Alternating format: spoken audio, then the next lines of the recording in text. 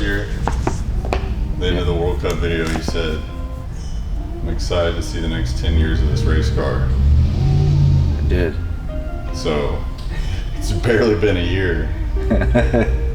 And you go from a 741, 745, all the way down to a 702, 704 before we left the World Cup. Yeah, handful of quite a few 7.0s. Yeah. So what, was that expected? I mean...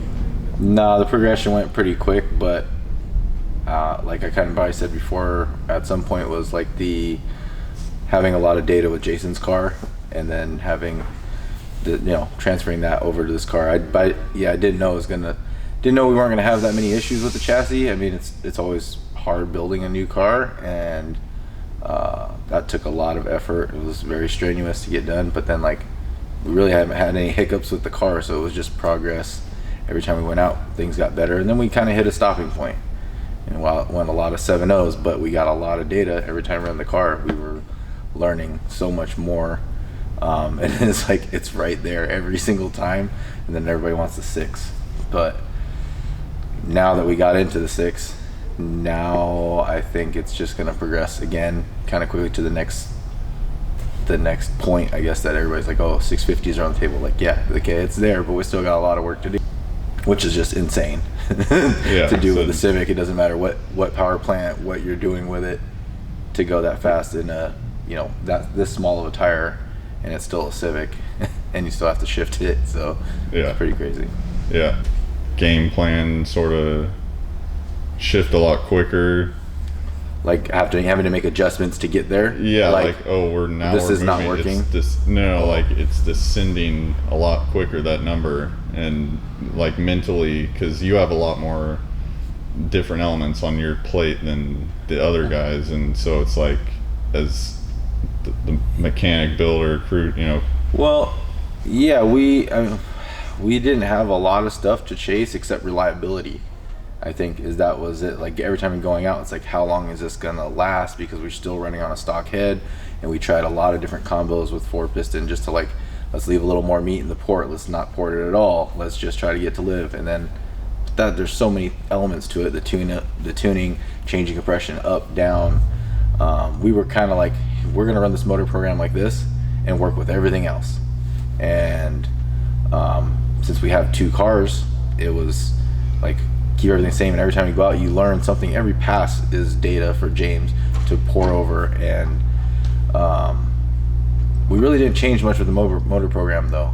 We did try M5 for a while, and we tried that all the way up and down with compression, and then we finally said at the beginning of the year, after I think we went to Wild Horse, it was like, all right, M5's out, we can't get anything to live, we're just hurting stuff. So then was kind of like, okay, now it's prep for World Cup, because we can't be changing stuff around, we can work with other things. So as far as an engine program like cam, all that stuff, we weren't chasing a lot of elements that most people probably would to get more power. It was more reliability, because we knew going to World Cup, the key is you've got to make the whole endurance race. This year at World Cup, he announced it several times, and like the way that Jason Miller put it, it's like, it's an endurance race. We've been going for about a decade, and so we have some experience with that, and it's not like these other guys haven't.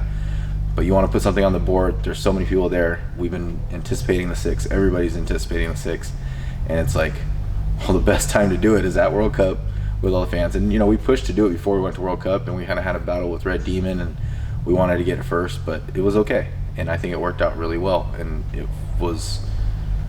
it just feels really good for all of our fans that cheer us on and that come to see the car, to do it there for them, because there's no other stage that you're going to get that. You only get it once a year, in my opinion, and from our experience, we don't go hit all the races on the East Coast because we're so far, and it's a lot of work to go there. So yeah, it was that was James and I were talking about, like, everything could have, the 6, all that could have happened when it's just 5 of us out at the sit, Yep. And just even the whole season seemed like everything, as frustrating times were, it all happened when it needed to happen. And the 6, I remember like that morning, the morning meeting was, you were saying, we're gonna get Jason's car he's already pretty much in there unless some things change. He's going to go rounds, but we're just really going to try to get the 6 with the Outlaw car, and didn't seem like he really expecting to like go through the rounds of elimination. Yeah, with 2 cars that luckily, I mean, the year previous they ran in the same class. It was a little bit weird, not really weird. They both are drivers, and drivers, they want to win the race, but you also, business and all our fans expect us to put a performance on and put a number on the board, and they came to see it, and they understand that it doesn't always happen, but it's huge to have that support and all the fans that we don't really know on a daily basis come up and know how much the car means to them as a Honda fan, and knowing what's capable and being able to tell their friends like, this is why I do this, because it is possible. Yeah, it's on a very high level, but to be able to support us, buy our products, and to pay to go to that race, it's huge. But with just them being separated, it was like the 6. This is when we have to do it, and we had so much knowing that it was possible, and we were going really hard for that. But to do it there, and then Jason, he was there. He put a lot on the line to perform. Weight reduction himself, basically training for this event, and his focus was like, I'm going to put it all out there because I want to win a cup. And so that's his car was, let's make sure we go through the rounds, let's sit out one round, watch it. We played the game of making sure we had enough enough parts to last us the race, and which we almost used almost every last piece that we brought, and we try to pack a little bit light too, not be overboard, because it's more stuff, it's more hectic in the pits. And then James's car, it worked out, but it's an endurance race, and it was funny to talk to, we wanted to race Demon, we wanted to race Grub, that's what everybody wanted to see, that race. But them having some issues, helped us get to the next round. But you still have to show up to the lane, you still got to be ready, and we were, even in the final, we weren't 100% confident that we were going to get it, but we wanted to make sure the car made a full A to B pass. So it was funny to talk to the guy with the S10, I forgot his name, but he cracked his head, and I'm like, that's the funniest thing to me, because that's a car that's what I'm worried about, is it cracking the head or something, that's our last part that's not billet or strong enough for the power level. And it was funny that he came up and was like, I'm not making it because I cracked the head. And I was just like, wow, totally unexpected reason, but I guess all of us are who can endure it without cracking a head and going around and making those decisions with the parts you have. And it worked out for us, which was awesome. To win 2 cups in a decade, it's pretty cool. That feels really, really good. Even saying it out loud right now, it's pretty powerful. Anybody that's ran at World Cup kind of knows what it you go out there and throw a Hail Mary, sure, but we were there for 4 days running the car. So to make the right decisions as a team and having all the hands to be able to help get us through it,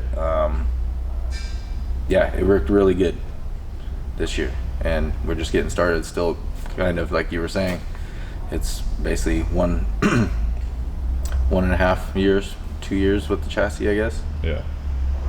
Well, it's 1 year running it, huh? Yeah. Damn, yeah. But we know Hondas, I guess. Yeah, I would say. What would you like to see out of the program? Wow, we really haven't had a lot of time to talk about this car specifically with all the World Cup, PRI.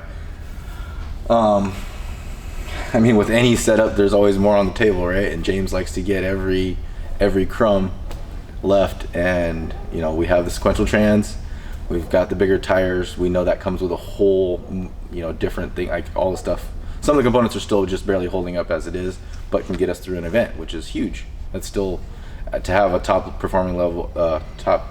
level performing car, and have it that we could we have the ability to run 3-4 passes at an event, especially if it's like 2 days to maintain it, and the strength of the parts. But if we start putting bigger tire, more horsepower, we know the casting heads coming, new aftermarket casting from 4 Piston, and then the billet will follow that.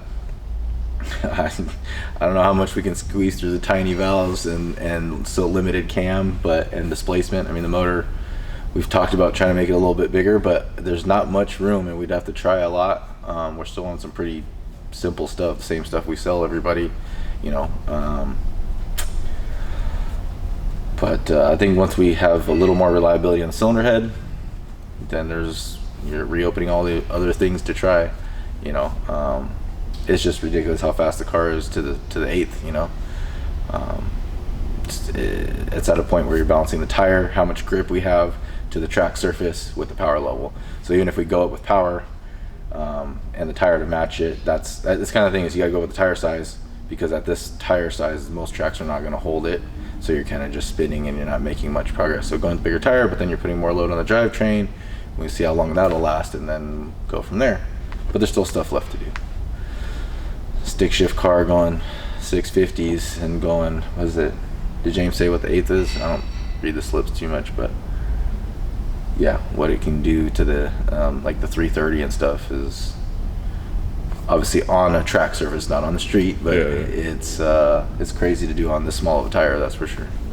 As competitive as you are, would want to, like, you both, it's funny because you both said crumbs, getting the last bit of crumbs out of each setup. Yeah, well, there's always there's always a crumb or two, but we have to like stay there for a while. At what point does that last crumb matter before you switch to sequential type of thing? Well, every time you switch up, there's a whole new set of changes and problems to find solutions for, and so on. So this year, we kind of already had a plan what the car was going to do. Next year, we haven't sat down and figured out exactly tire size, you know, sequential. I mean, we've said we're going to go sequential, but at the same time, I don't think James is ready yet, you know. So I'm gonna assume we still have some more to play. And we really didn't spray nitrous. I mean, we did that one pass, but there's still a lot left in the program, and once we saw light that we could win the event, we kind of just were like, let's just run the event, because this is working and the car's coming back running, and that's a huge win in itself every round at World Cup, and to perform at that level. Yeah, like half the battle's just literally being there. Yeah. Because I mean, obviously I'm sure the last run you would want to have competition. Yeah, but for sure. I mean, in a way, it's that being there was the competition, because. And we still didn't know. We didn't know the guy, and it's like he came up, and I mean, you can show up while we're in the water box. So. Yeah. But he was super cool, and it's like. I do remember it was like. I mean, where is this? I was just like, it's getting a little weird. We're moving now. up the line here. Where is this guy? Yeah. No, the choice to spray on the last pass to run another 6. I mean, we were one of the last cars down the track. We're the last one, and they, you know, it wasn't a big deal if we oiled the track down and stuff like that. And even though there wasn't a ton of fans, for me, it's huge to have the car still running after the event. To win and to be able to drive the car is pretty cool. Not that it doesn't matter if you win and it doesn't run, everybody's still happy as hell, but for me it's like, damn, like spraying it could have scattered a bunch of parts, and then we wouldn't have even ran a 7.0, you know. So we had to have that discussion in the pit, what to do, and then we almost changed our mind again in the lanes, but all the car still runs right now. I haven't even touched it, so and put some fuel in it and fire it up. It's pretty cool. Badass. Mm-hmm. Yeah. Cool. That was good. Your rain on the top was short like leprechauns as I crushed so cold.